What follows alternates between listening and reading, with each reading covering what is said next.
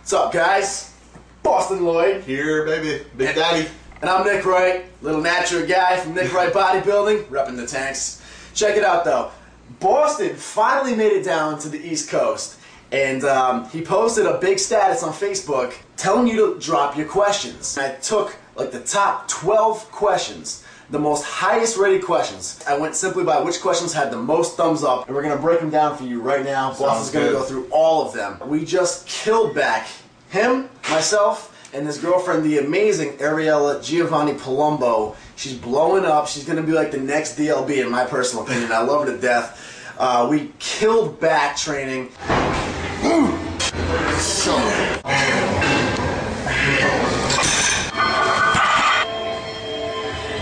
And we're going to get all that footage up for you guys on my channel. So you guys need to check that out in the info box below. It's Nick Wright. Well, Skondor is the channel name. Nick Wright Bodybuilding is what we are. And you guys can click that, subscribe now, and wait for that video to drop because it's going to be awesome. In the meantime, Boston, we're going to bang out these questions that your people asked for you. Alright, and the first one is, Boston Lloyd, how do you keep your skin so clear?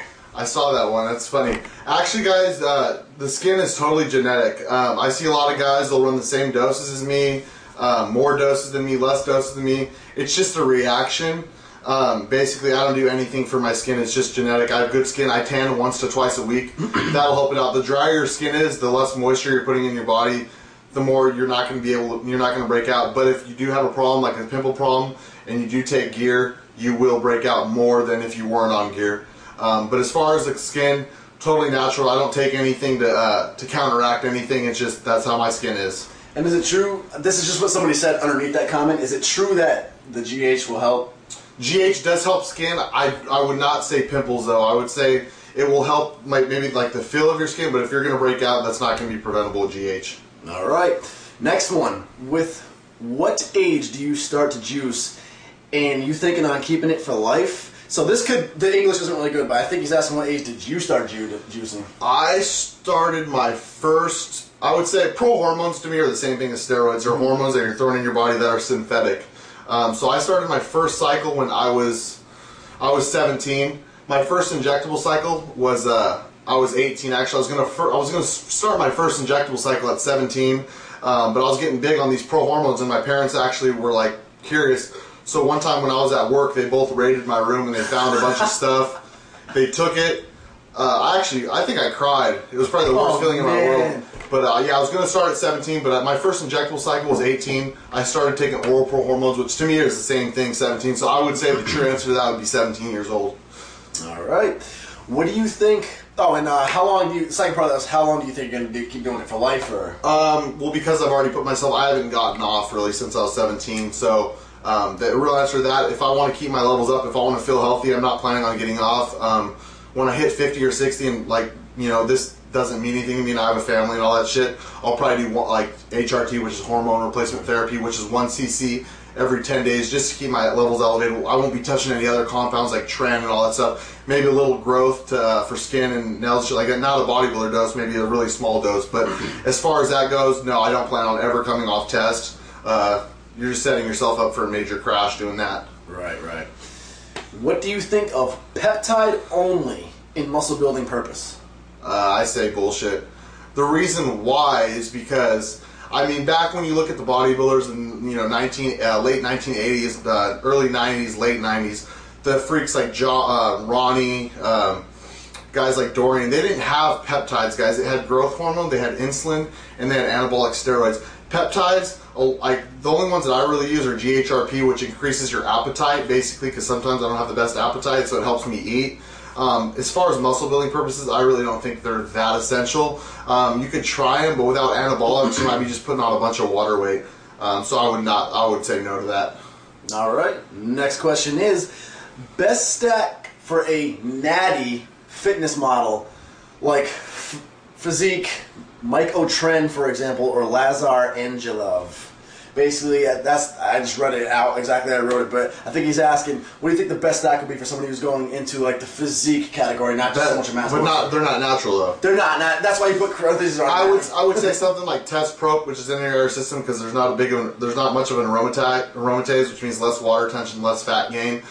something like Winstrol, T3 to keep them lean, to keep their metabolism going, Clen to keep their temperature up, to keep their fat burning going, and maybe some Winstrol and some Anabar. But as far as those guys, you could look good on a sick diet. If your diet is really clean, low in calorie, you're doing a bunch of cardio, and you're on a little bit of hardening compounds like something like Winstrol, Test-Prop, your DHT drugs like Proviron and Winstrol, you'll be set. I mean, as long as your diet, I mean, these guys are not looking for the crazy size, so they don't need to run crazy high doses of test.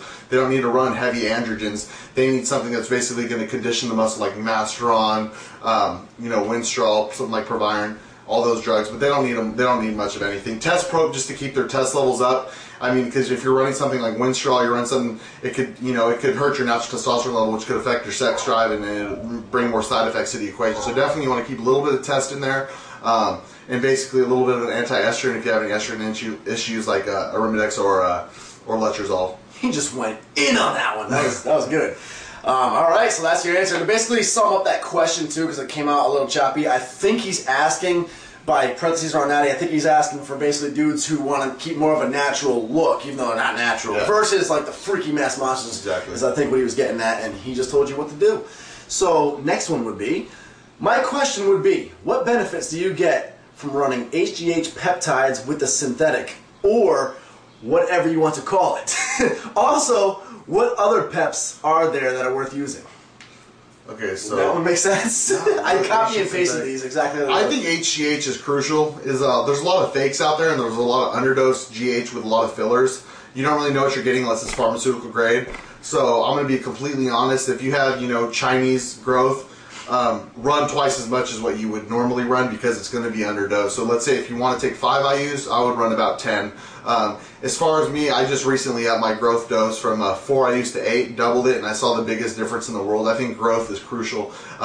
Top pros that are freaks, growth is the main key. They're running 10, 20, 30 IUs of growth. That's what's bringing the freak look right now.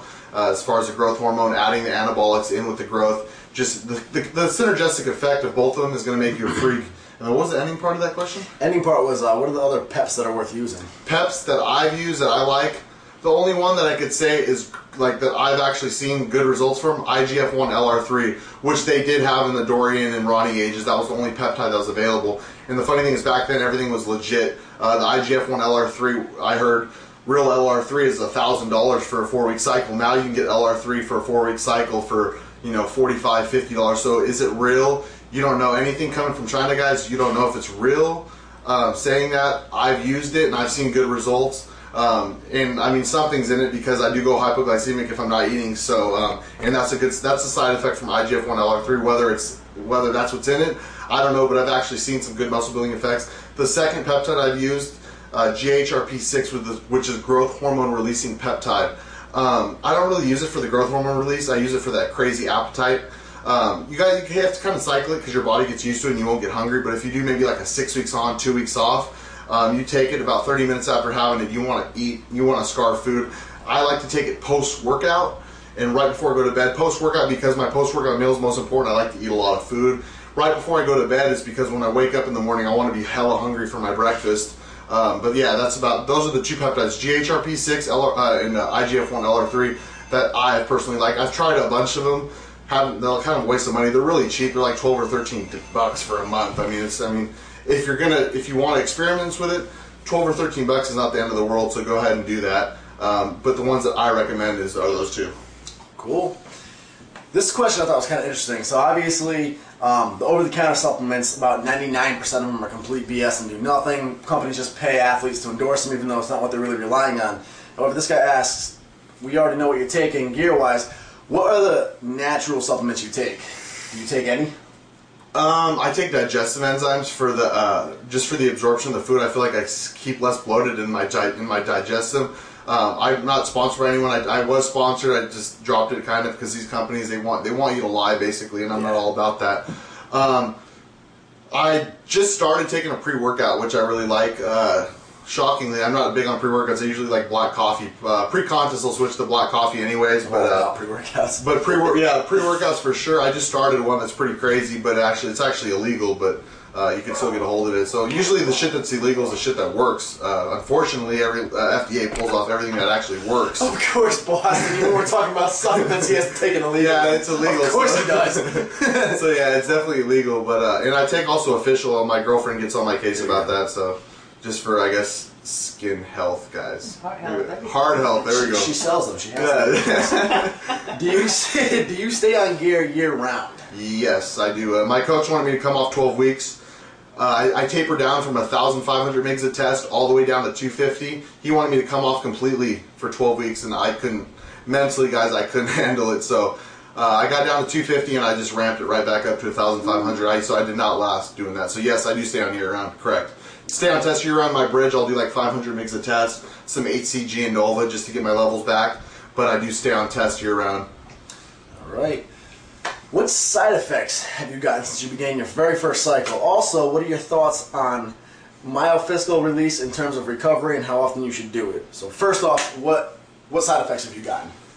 Side effects that have actually been kind of weird for me. The only side effects that I've got is major lactation. Is it milk? No, it's actually a dark substance that comes out of your nipple. You squeeze hard.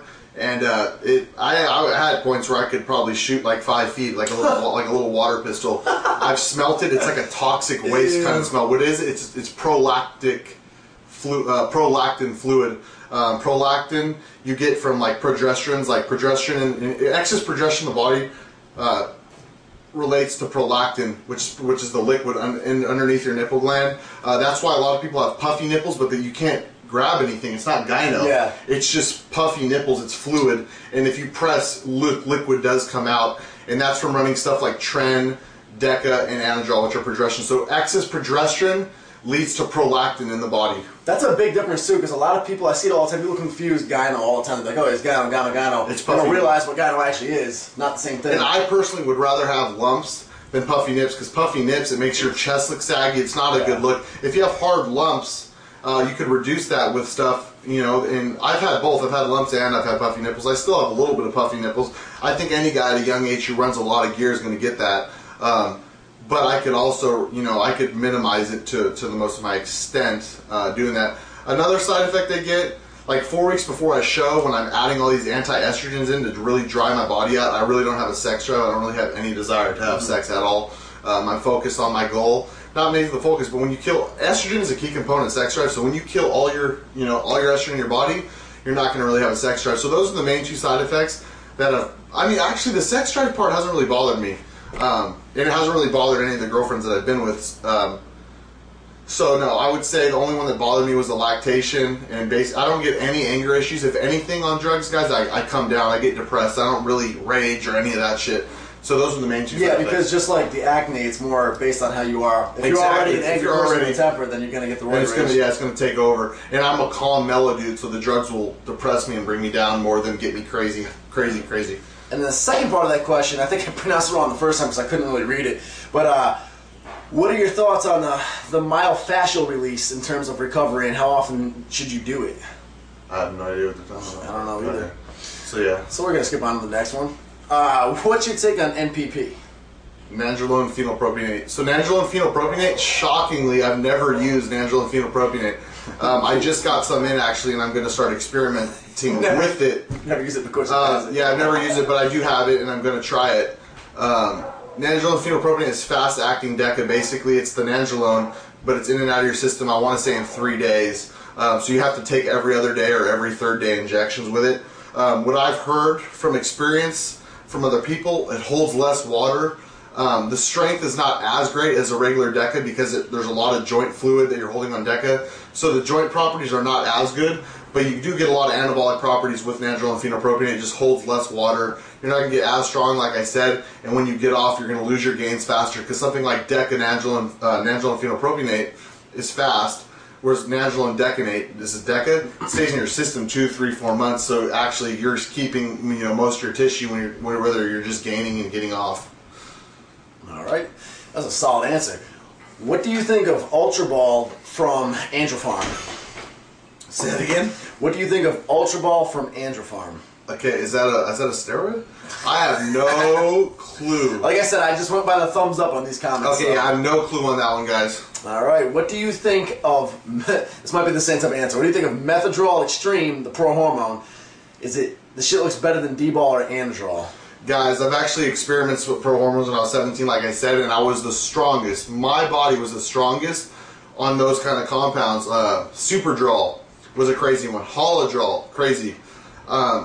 I put on 40 pounds in maybe 3-4 weeks with this kind of stuff. Got super strong. Held a lot of water. Got a crazy lactation. My lactation started from the pro hormones because most of the pro hormones are progesterones. They're not androgen, so most of those I got major lactations. That's where my lactation started. As far as injectable steroids, I didn't really have too much problems with the lactation.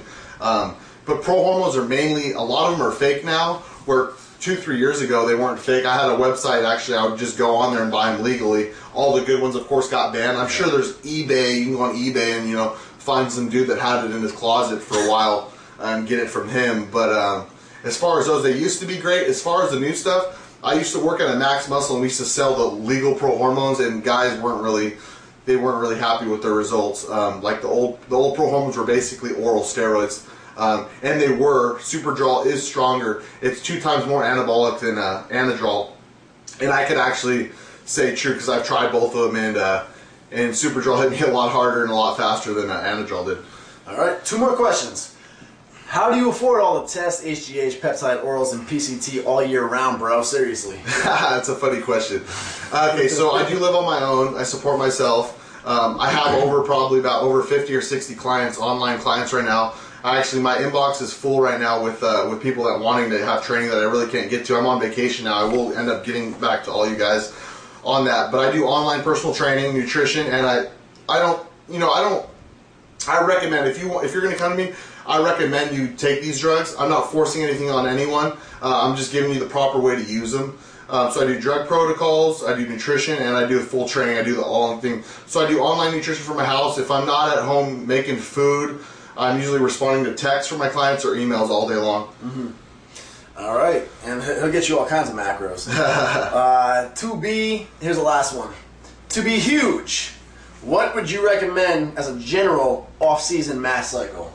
It's different for everybody, but what would be like the basics you would recommend? Test DECA. Test. If you don't have a toxicity problem like I do, the only reason I have a toxicity problem is because I abused oral steroids at a young age. So anytime my liver is hit with an oral, it goes toxic. Whether a guy who's fresh on a cycle, they're not going to go toxic as fast. That's why I can't take that. But saying that, the question again is... to be huge, what would you recommend as an off-season cycle? Okay, so the best off-season cycle that I've ever ran to put on the size. 8 weeks of test in DECA. 1,000 milligrams of test, 800 mgs of DECA. Followed with 1,000 mgs of test, 800 mgs of EQ. Followed by 1,000 mgs of test with about 400 to 500 mgs of tren. Remember, guys, always run your anti-estrogens. Some guys, I'm not trying to be racial or anything, but black guys, there's tests. They don't hold as much estrogen as certain races. Black guys could run major amounts of androgens, which should hold a lot of water, and they'll stay dry as hell because their estrogen levels don't budge. A guy like me, I have to run a lot of anti-estrogens. So the more tests I run, the more anti-estrogens I have to run to keep the water weight and water retention down, as far as side effects too. But basically on that one, it's yeah, just to be huge. Just to be huge. That's the best cycle, guys. I would say 1,000 mgs of test. And remember, guys, you're going to hit plateaus. The only way to bust through plateaus, up your food and up your drugs. Okay, so every cycle you should get more aggressive if you want to keep growing. I've gotten more aggressive on every cycle, and I've broken plateaus. I've actually tried to stay the same cycle and up my food. I usually got fat. So you have to up the drugs, and when you up the drugs, you've got to up the food intake too. So it's a combination of the both. All right, man. That is the last one. Those are the best highly rated ones, and this video is going to be long. Oh, and then we got one more that remember my friend wanted me to. Oh, yeah. All right. So here it is. Anybody who knows me and NWB, we may not have the same fan base, but anybody who does know me knows I'm 100% natural. I've been recognized for it for a long time, and that's fine. A little natty guy. It's all good. I have a lot of friends who are not, obviously, which is why I'm always so intrigued on the subject, and I can talk about it. So one big question, Boston Lloyd, because there's a lot of wannabe naturals out there who are not. How do you tell if somebody is legitimately natural or a fake natty, even if they're claiming natural. Yeah. I could usually tell, actually I could probably 99.9% tell, it's the look, guys. You can get big naturally, as you know, Nick. You could have a lot of calories in your diet, and in a shirt you could be stocky, you could look big. Yeah. Yeah. I like that tank. So, the same tank. So yeah, so you could get big, so that's not the problem. It's when you diet down, a lot of naturals lose a lot of size. A lot of size, because you really, when your body, a lot of naturals, I heard it's about a pound of muscle per pound of fat when you're dieting for natural. It's just hard to keep all that size when your calories get so low. Your body, remember guys, our natural bodies, they want to hold fat and they don't want to hold muscle. So when you diet naturally, when you're not on any anabolics, any growth, you're going to lose some size. The main thing that I could tell a non-natty from a natty is the look, the vascular, hard, grainy look. There's a certain look that bodybuilders get when they come into a show, super vascular, paper thin skin, just that hard, and really look. full on top of it. Full, grainy and hard. Because we've seen naturals get really grainy after 36 weeks of dieting, but they're definitely not bubbly and full. Yes, they're kind of scrawny and hard looking. They're not full. It's that full, paper thin vascularity look. A big time vascular, because remember, these drugs do raise your red blood cell count, which pushes the your blood cells against your veins, which is gonna bring up vascularity big time. You could tell the vascularity wise between a non-natty and a natty. And also with the high amount of androgen receptors in the shoulders, traps area, they tend to blow up too. Exactly, right? Yeah. And another thing is with your delts, I can almost always tell a non-natty. Yeah. Girls too, I could easily tell. Oh, yeah. First thing on a girl, when I could tell from a non-natty to a natty, is their delts. I look straight at their delts. If they have capped delts, unless they have extremely great genetics, they're probably not natural, guys. Girls are not meant to have these capped round delts. Same with guys. If they have some super capped delts, I could automatically tell that they're probably on something. Some guys don't even know they're on something, even though they are. They'll go into something like Max Muscle, and they'll be, I want something to get me up, and the guy, working the back counter will just give them a pro hormone and not even tell them it's a synthetic hormone. So some guys think they're actually natural, but they're not. Oh God. All right, that wraps it up. Last Q&A. Like I said, check out my channel in the info box below to see all of our training footage, which is coming up next. You guys are gonna love it, but we definitely want to make sure we answered your questions to Boston on his channel first and foremost. So thanks, guys. Peace.